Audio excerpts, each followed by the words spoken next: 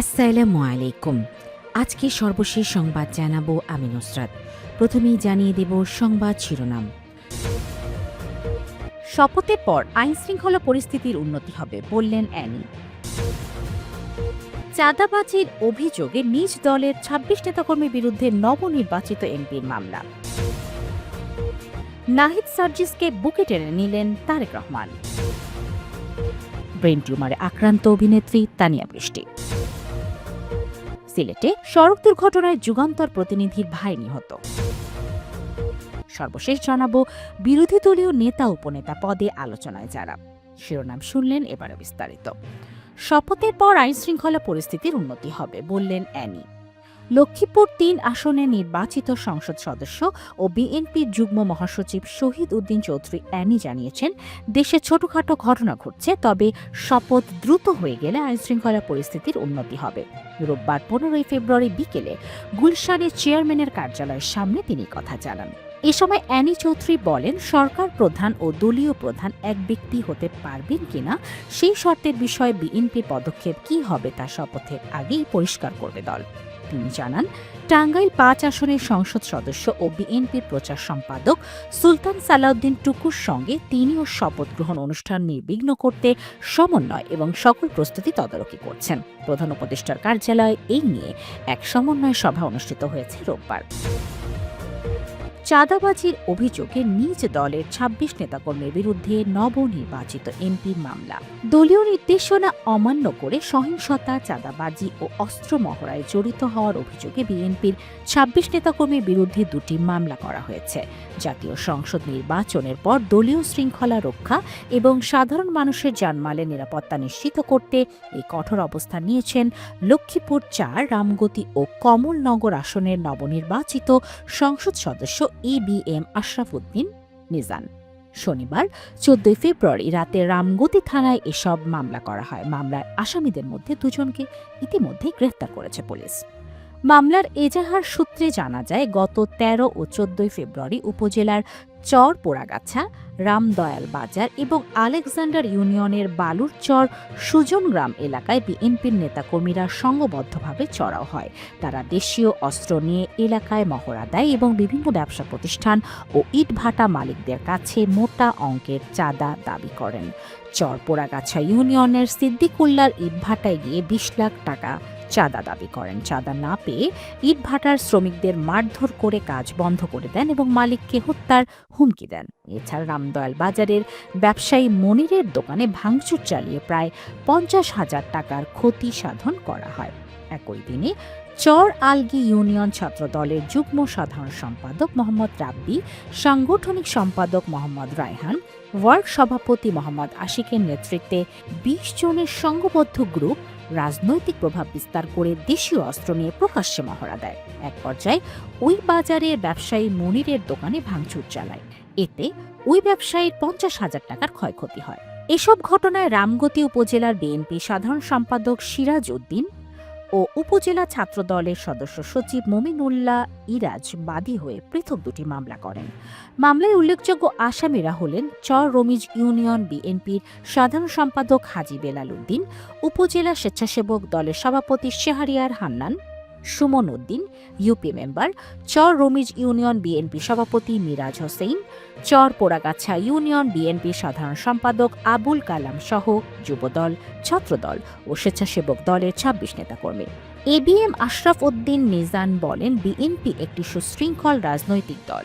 আমাদের নেতা তারেক রহমানের স্পষ্ট নির্দেশনা রয়েছে যে কোনো নেতাকর্মী অপরাধমূলক কর্মকাণ্ডে জড়িত হতে পারবে না। নির্বাচনের বিজয়কে পুঁজি করে যারা চাঁদাবাজি, সন্ত্রাসী কর্মকাণ্ড বা সাধারণ মানুষের উপর নির্যাতন চালাবে তাদের দলে কোনো জায়গা নেই। অপরাধীর পরিচয় যাই হোক না কেন, আইন তার নিজস্ব গতিতে চলবে। আমি নিজেই ভুক্তভোগীদের পক্ষে মামলা করার নির্দেশ দিয়েছি। রামগতি কমলনগরের সর্বস্তরের মানুষের শান্তি শৃঙ্খলা বজায় রাখতে বিএনপি বা সহযোগী সংগঠনে যে কেউ অপরাধ করবে আমরা কাউকে ছাড় দেব না, বহিষ্কার সহ যে কোনো শাস্তির আওতায় আনা হবে।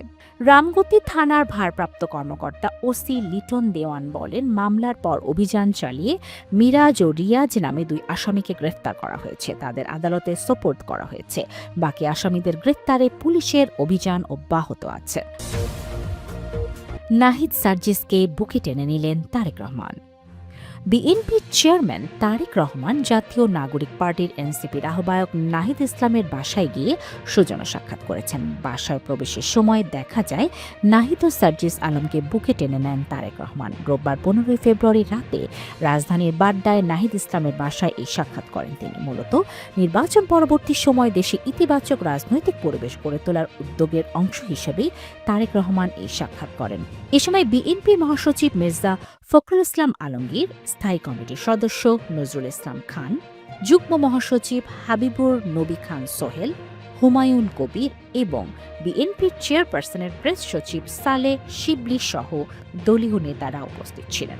অন্যদিকে এনসিপির পক্ষে সদস্য সচিব আক্তার হোসেন ও উত্তরাঞ্চলীয় মুখ্য সংগঠক সার্জিস আলম সহ আরও নেতাকর্মীরা উপস্থিত ছিলেন।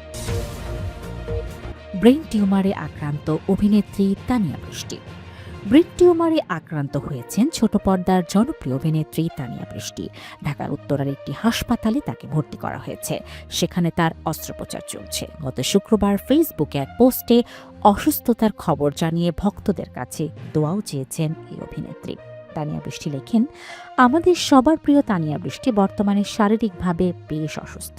এই মুহূর্তে তার সম্পূর্ণ বিশ্রাম ও চিকিৎসা প্রয়োজন। অনুরোধ করছি, শুটিং বা কাজ সংক্রান্ত বিষয় আপাতত ফোন কল, খুদে বার্তা দিয়ে বিরক্ত না করার জন্য। সুস্থ হয়ে উঠলে ইনশাআল্লাহ নিজে থেকেই সবাইকে জানানো হবে। আপনাদের দোয়া ও ভালোবাসাই এখন সবচেয়ে বড় শক্তি। এরপর গতকাল শনিবার আরেকটি পোস্টে তিনি লেখেন, ভালোবাসা দিবসের শুভেচ্ছা। আমার পরিবারের পক্ষ থেকে ফুল ভালোবাসি। কাল আমার মাথায় অস্ত্রোপচার, দোয়া করবেন সবাই। Brain tumour. পরিচালক সকাল আহমেদ বলেন, বেশ কিছুদিন ধরেই শারীরিকভাবে অসুস্থতা অনুভব করছিলেন তানিয়া। কখনো তীব্র মাথা ব্যথা অনুভব করতেন, কখনো বা জ্বর ঠান্ডা লেগে থাকত, কিন্তু খুব একটা পাত্তা দেননি। কয়েকদিন আগেই পরিস্থিতি একটু খারাপ হলে উত্তরার একটি হাসপাতালে ভর্তি করানো হয়।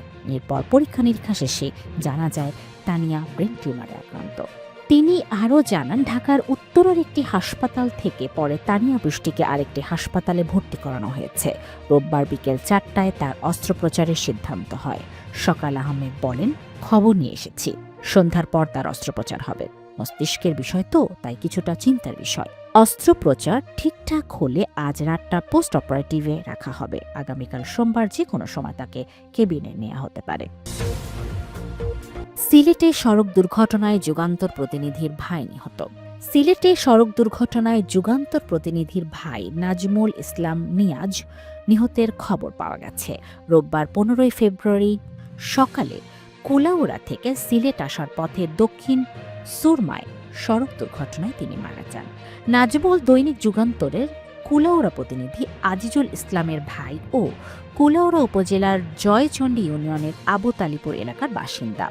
আজিজুল ইসলাম জানান, সিলেটের দক্ষিণ সুরমার ময়লার ভাগাড় এলাকায় পৌঁছালে তাদের বহনকারী গাড়িটি একটি দ্রুত গতির পিকআপের সঙ্গে ধাক্কা লাগলে দুর্ঘটনার কবলে পড়ে। এতে ঘটনাস্থলেই নাজমুল ইসলাম নিয়াজের মৃত্যু হয়। দুর্ঘটনার সময় গাড়িতে থাকা চালক সহ আরও 2 যাত্রী গুরুতর আহত হন। স্থানীয়রা তাদের উদ্ধার করে হাসপাতালে পাঠান। আহতদের অবস্থাও আশঙ্কাজনক বলে জানা গেছে।